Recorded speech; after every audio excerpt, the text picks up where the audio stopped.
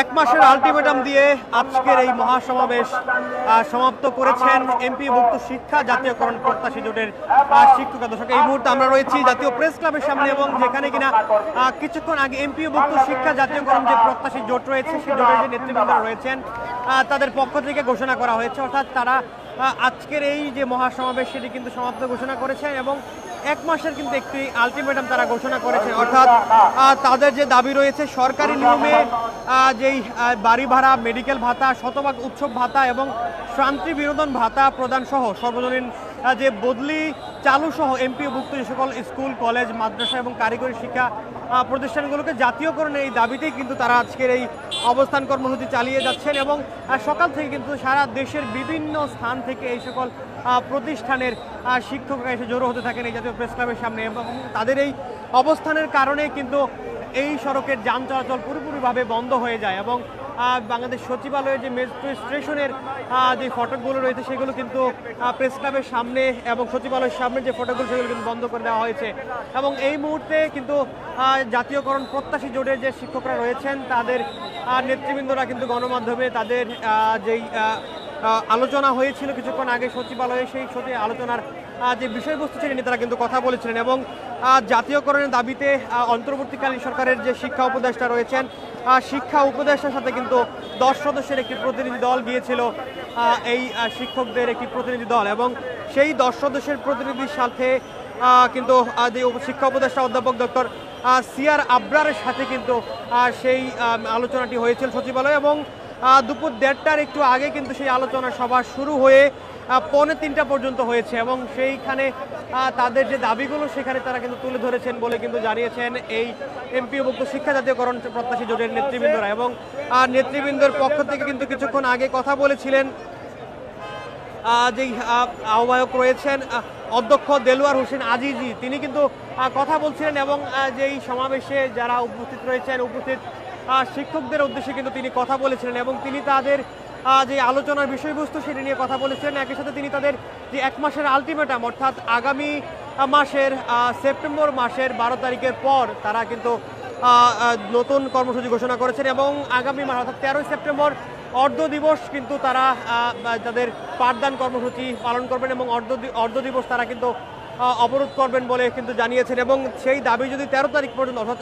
এক মাসের মধ্যে যদি তাদের সেই দাবি আদায় না হয়, দাবিগুলো বর্তমান অন্তর্বর্তীকালীন সরকারের পক্ষ থেকে পূরণ করা না হয়, তাহলে তারা আগামী 13ই সেপ্টেম্বর কিন্তু তারা অর্ধ দিবস ক্লাস পরীক্ষা বর্জনের ঘোষণা দিয়েছেন। এছাড়া পরবর্তী 14 এবং 15 সেপ্টেম্বর তারা কিন্তু ঘোষণা দিয়েছেন পূর্ণ দিবস কর্মবিরতি পালন করবেন বলে কিন্তু জানিয়েছেন এবং 13ই সেপ্টেম্বর অর্থাৎ আগামী এক মাস তারা আলটিমেটাম দিয়েছেন বর্তমান অন্তর্বর্তীকালীন সরকার এবং শিক্ষা উপদেষ্টা সহ শিক্ষা মন্ত্রণালয়কে তাদের দাবির বিষয়ে এবং সেই এক মাসের মধ্যে যদি তাদের দাবি আদায় না হয় এবং কার্যকরী পদক্ষেপ নেওয়া না হয় তাহলে তারা আগামী 13ই সেপ্টেম্বর অর্ধ দিবস কর্মবিরতি পালন করবেন এবং পরবর্তীতে 14 এবং 15ই সেপ্টেম্বর তারা কিন্তু পূর্ণ দিবস কর্মবিরতি পালন করবেন এবং যে বিষয়টি কিছুক্ষণ আগে অধ্যক্ষ দেলোয়ার হোসেন আজিজি জানিয়েছেন তাদের যেই পরবর্তী যে কর্মসূচি অর্থাৎ পরবর্তী মাস অর্থাৎ অক্টোবরের 12 তারিখ কিন্তু তারা এই মহাসমাবেশটি আবারও এই জাতীয় প্রেস ক্লাবের সামনে কিন্তু জানিয়েছেন এবং এই সময়ের মধ্যে যদি তাদের যে দাবি রয়েছে সে দাবি যদি আদায় না করা হয় তাহলে তারা এই কর্মসূচিগুলো ঘোষণা করবেন। এই মুহূর্তে তারা কিন্তু এক মাসের আলটিমেটাম দিয়ে তাদের আজকের যে শিক্ষক সমাবেশ সেটি কিন্তু সমাপ্ত ঘোষণা করেছেন এবং এই মুহূর্তে শিক্ষক যারা এসেছিলেন সারা দেশের বিভিন্ন প্রান্ত থেকে তারা কিন্তু ফিরে যাচ্ছেন তাদের স্ব গন্তব্যে এবং আমরা লক্ষ্য করেছিলাম যেমনটি জানিয়েছিলেন যেই অধ্যক্ষ দেলোয়ার হোসেন আজিজি অন্তত 50,000 শিক্ষক আজকের এই সমাবেশে অংশগ্রহণ করেছেন এবং সারা দেশের বিভিন্ন জেলা উপজেলা থেকে কিন্তু এই শিক্ষকরা এসে যুক্ত হয়েছেন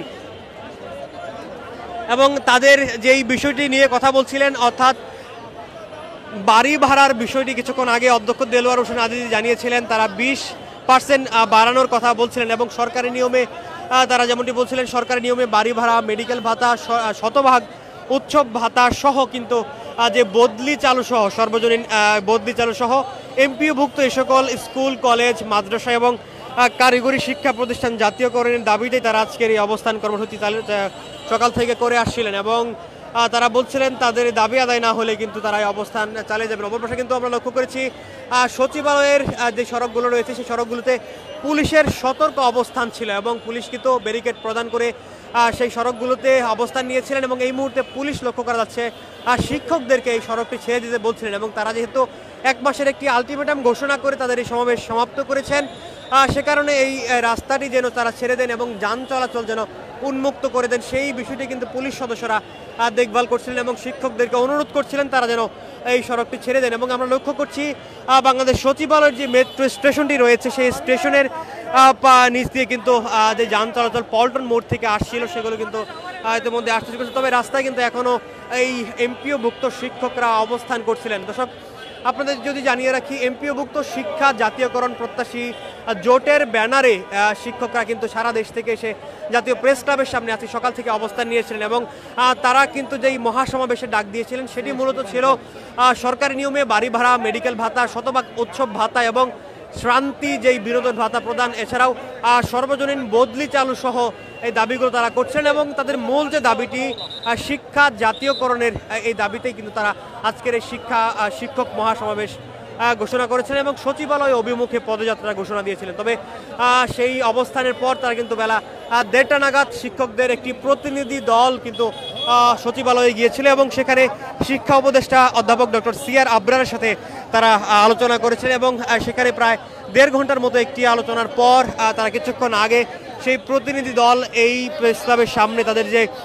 মঞ্চ রয়েছে সেই মঞ্চে এসে কিন্তু বক্তব্য দিয়েছেন এবং সেখানে অধ্যক্ষ দেলোয়ার হোসাইন আজিজি কিন্তু তাদের সারমর্ম জানিয়েছেন এবং তাদের পরবর্তী যেই কর্মপরিকল্পনা অর্থাৎ আন্দোলনের যে কর্মপরিকল্পনা ঘোষণা করেছেন এবং সেখানে তিনি জানিয়েছেন তারা 1 মাসের আলটিমেটাম বর্তমান অন্তর্বর্তীকালীন সরকারকে দিয়েছেন তাদের দাবি আদায়ের লক্ষ্যে এবং আগামী 13ই সেপ্টেম্বর তারা তাদের পরবর্তী কার্যক্রম ঘোষণা করেছেন এবং 13ই সেপ্টেম্বর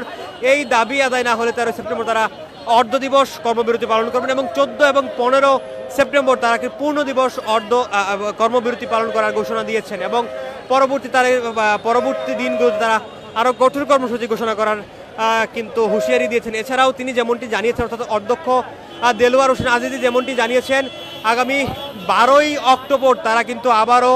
মহাসমাবেশের ডাক দিয়েছেন এই জাতীয় প্রেস ক্লাবের সামনে, যদি না ততদিন বর্তমান অন্তর্বর্তীকালীন সরকার এবং শিক্ষা মন্ত্রণালয় তাদের দাবিগুলো মেনে না নেয় ততদিন সেই বিষয়টি কিন্তু তিনি জানিয়েছেন। দর্শক এই ছিল জাতীয় প্রেস ক্লাবের সামনে শিক্ষকদের যে এমপিওভুক্ত শিক্ষকদের শিক্ষা জাতীয়করণের